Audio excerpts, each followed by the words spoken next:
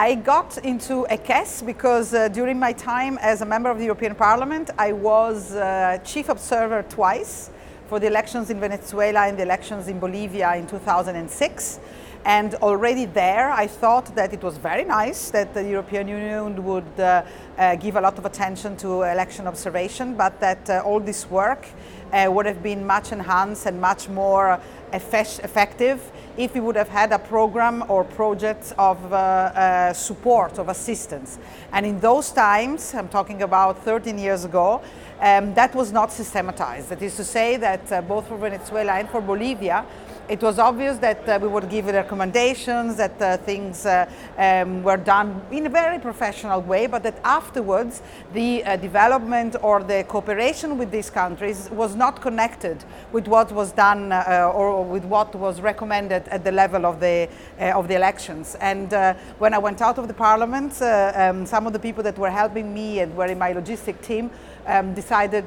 told me, you know, there is ECS that we want to create with Fabio and with others. And I immediately jumped on the occasion because I thought that this idea of having electoral assistance was absolutely paramount also to enhance the role of the European Union in election observation and in general in strengthening the democracy of the countries with which we work.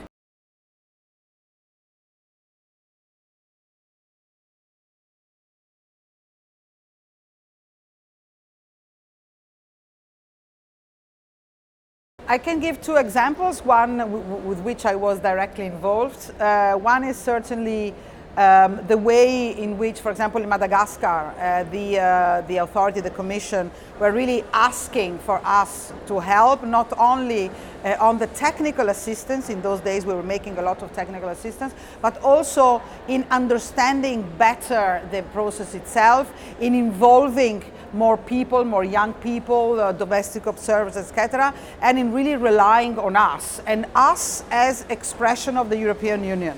The same thing when I received an incredible welcome from the president of the Nigerian Election Commission or the Jordanian one,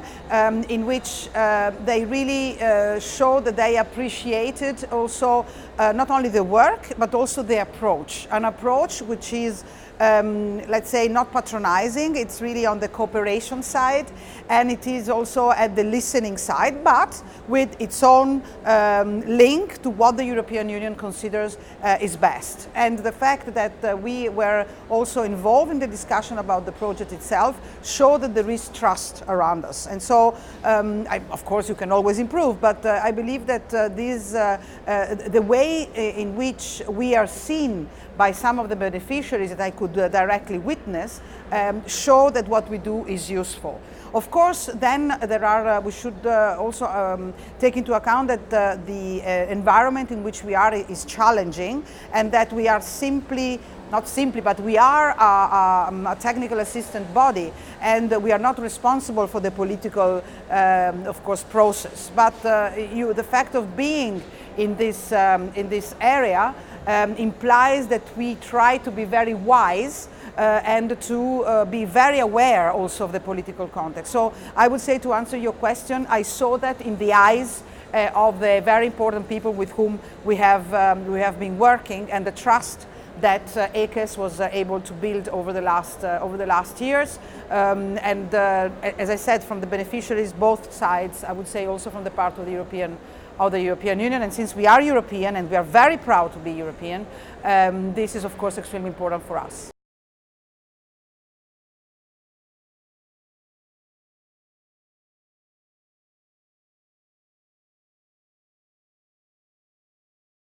I actually see it in three ways. First,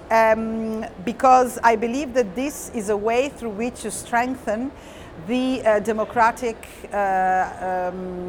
approach that the European Union, or democratic idea that the European Union should have of itself. It's a part of a work that gives a sense to the European project. It's a part that strengthens democracy also in our counterparts, and does it in a way that is certainly technical, but that conveys a message. If you have a working electoral system which is transparent, which is reliable, in which people can trust, you are stronger. And this is not a political agenda in terms of party politics, but it is a very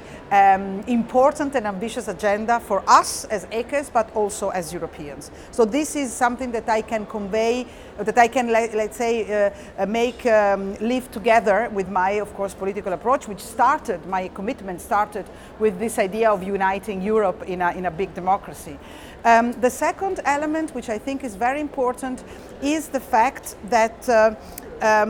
it is not, you don't always work in the same way with everyone. So the fact of having a political experience in a European institution that is very complex and but which has power helps me to have a relation with a lot of our counterparts, which puts us at the same level and which allows us to participate in a very informal way to a more substantial debate, which is something that has its limit, must has its limit, but puts us also in a situation in which we can discuss and we can be credible also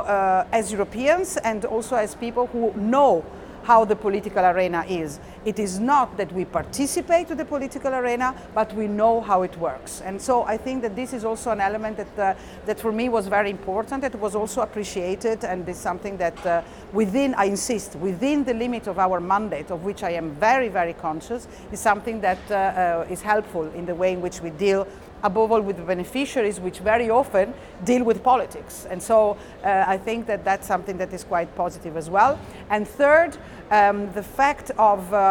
having some kind of political background, but also institutional one, is interesting and important also because I am not very young anymore, and it gives also some kind of seniority to our relation. So I think that what I really like in ECA is that all of us have a role which is, let's say, determined, that is very free and is very flexible, but in which everybody has got a different role, and I think that that variety makes our organization strong.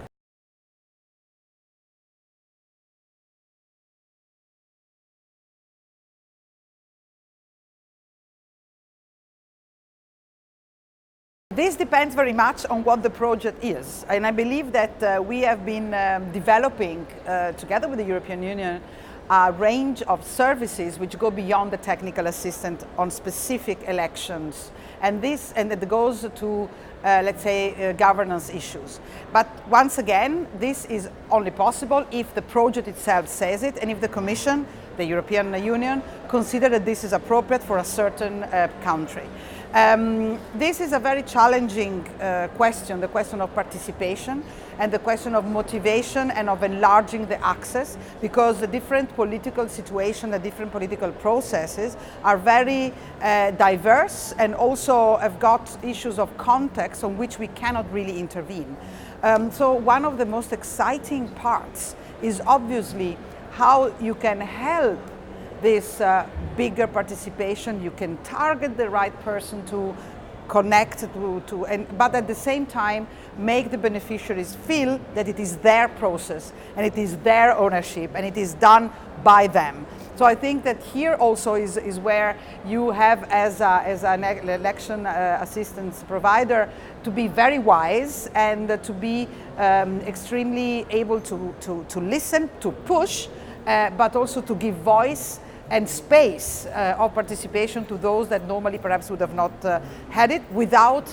interfering or without being seen as somebody who has its own agenda. And I think that the strength of our EUREX approach is exactly that, the fact that we try to do all this, but we are very clear that the main subject is not us, but is the beneficiaries.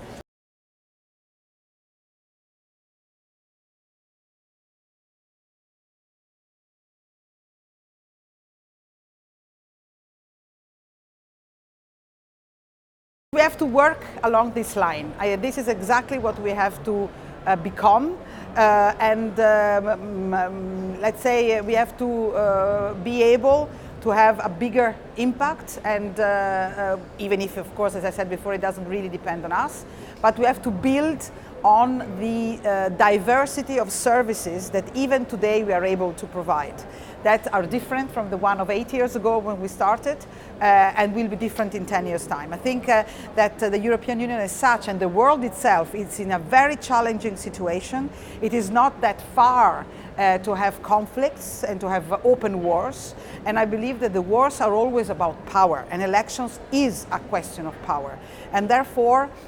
our work on elections and our work on democratic governance has to be really concentrated on, of course, the priorities of the EU, but also on the willingness of giving this society the space and the room of maneuver not to have